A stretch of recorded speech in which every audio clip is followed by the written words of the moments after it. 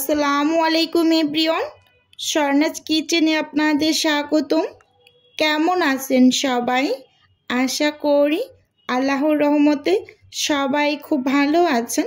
আজকে আমি আপনাদের সাথে শেয়ার করব কিভাবে কম তেলে ইফতারির জন্য পেঁয়াজু তৈরি করবেন সেই রেসিপি। প্রথমেই এখানে আমি একটা বাটি নিয়ে নিয়েছি, আর সেই সাথে নিয়ে নিয়েছি এক বাটি পেঁয়াজ কুচি। একটু বেশি করে পেঁয়াজের পরিমাণটা দিলে পেঁয়াজুতে খেতে ভালো লাগে। এখানে 3টা কাঁচামরিচ কুচি দিয়ে দিয়েছি, স্বাদ অনুযায়ী লবণ দিয়ে দিলাম, হাফ চামচ হলুদ গুঁড়ো দিয়ে দিয়েছি, আর হাফ চামচ মরিচ গুঁড়ো, সেই সঙ্গে দিয়ে দিলাম হাফ চামচ টালা জিরার গুঁড়ো। এখন এখানে আমি একটু বেশি পরিমাণে ধনিয়া পাতা কুচি দিয়ে দিচ্ছি। এখন সব উপকরণগুলো হাত দিয়ে খুব ভালোভাবে একটু মেখে নেব। স্ক্রিনে দেখেই বুঝতে পারছেন আসলে কিভাবে কাজটা করে নিচ্ছি। ঠিক এভাবে করেই আগে পেঁয়াজুর জন্য পেঁয়াজটাকে একটু ভালোভাবে রেডি করে নেবেন, তাহলে সেই পেঁয়াজুটা খেতে ভীষণ ভালো লাগে আর খুবই মুচমুচে হয়ে থাকে। অনেকে ডালের মাঝে সব কিছু দিয়ে একসাথে মিক্সড করে নেয়, না সেভাবে করে না তৈরি করে একবার সব উপকরণ একসাথে দিয়ে এভাবে তৈরি করে খেয়ে দেখবেন। এখন আমি বেটে রাখা ডালগুলো দিয়ে দিলাম। এটা কিন্তু আমি হাতে শিল পাটায় বেটে নিয়েছি, কোনো ব্লেন্ডারে ব্লেন্ড করিনি। পেঁয়াজু সব সময় পাটায় বেটে ডালটা রেডি করলে সেটা কিন্তু বেশি মজা লাগে।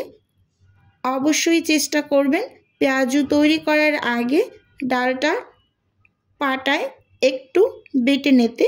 খুব ভালোভাবে মিক্সড করে নিয়েছি, দেখতেই পাচ্ছেন একেবারে পেঁয়াজু তৈরি করার জন্য ডালটা রেডি করে নিয়েছি। এখন হাত দিয়ে ছোট ছোট করে পেঁয়াজুর শেপ করে তেলে ভেজে নিতে হবে। দেখতেই পাচ্ছেন আমি একটু বড় বড় করে তৈরি করব, একটু দেখিয়ে দিলাম। সেজন্য আজকের পেঁয়াজুটা আমি খুবই কম তেলে ভাজি করব, ডুবো তেলে নয়। কম তেলেও ভাজি করলে পেঁয়াজুগুলো খুবই মুচমুচে হয়। চুলোতে এই পর্যায়ে একটা প্যান বসিয়ে দিয়েছি। প্যানটাকে খুব ভালোভাবে একটু গরম করে নিতে হবে। এখন এর মাঝে আমি তেল দিয়ে দিচ্ছি। তেলটা আমি একটু কম করেই দিচ্ছি, যেহেতু আমি কম তেলে পেঁয়াজগুলো ভাজি করব।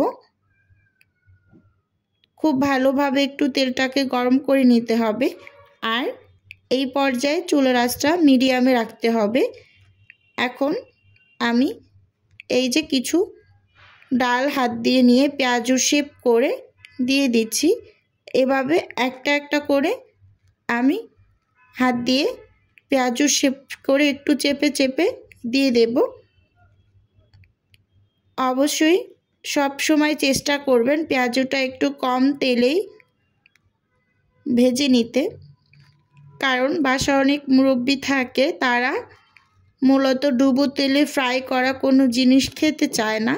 তাই এরকম কম তেলে যদি একটু পেঁয়াজু তৈরি করে নেওয়া যায়, যেহেতু পেঁয়াজুটা আমরা সব সময় ছোলার সাথে রাখি, তাই এরকম কম তেলে যদি একটু ভেজে নিতে পারেন সেটাও কিন্তু খুবই ভালো লাগে খেতে। এই যে আমি এক সাইড একটু উল্টে দিচ্ছি, কালার আসার পর মনে হচ্ছে 2 থেকে 3 মিনিট পর উল্টে দিলাম।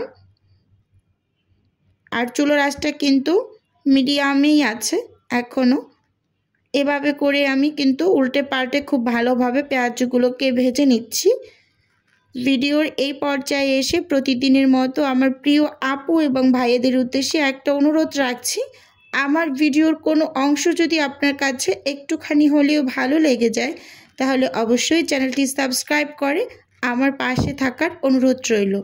আর হ্যাঁ, ভিডিওর শুরুতে একটা লাইক দিয়ে ভিডিও দেখা কন্টিনিউ করবেন। আপনার একটা লাইকই পারে আমার এই ভিডিওটা আরও 8 থেকে 10 জনের কাছে পৌঁছে দিতে। তাই বলছি, যারা এখনই একটা লাইক দেননি, প্লিজ একটা লাইক দিয়ে অবশ্যই ভিডিও দেখা কন্টিনিউ করবেন। এই যে আমি পেঁয়াজগুলোকে খুব ভালোভাবে লাল লাল করে ভেজে নিয়েছি। এখন তেল ঝরিয়ে তুলে নিচ্ছি। আর দেখতেই পাচ্ছেন কতটা মুচমুচে হয়েছে, দেখেই কিন্তু বোঝা যাচ্ছে। আর খেতে কিন্তু ভীষণ ভালো হয়েছিল। আপনারা এভাবে কম তেলেও কিন্তু পেঁয়াজু ভাজি করলে খুবই মুচমুচে হবে আর খেতে ভীষণ ভালো হয়। আজকের ভিডিও এ পর্যন্তই। দেখা হবে নতুন কোনো ভিডিওতে। ভালো থাকবেন, সুস্থ থাকবেন। আল্লাহ হাফেজ। আসসালামু আলাইকুম।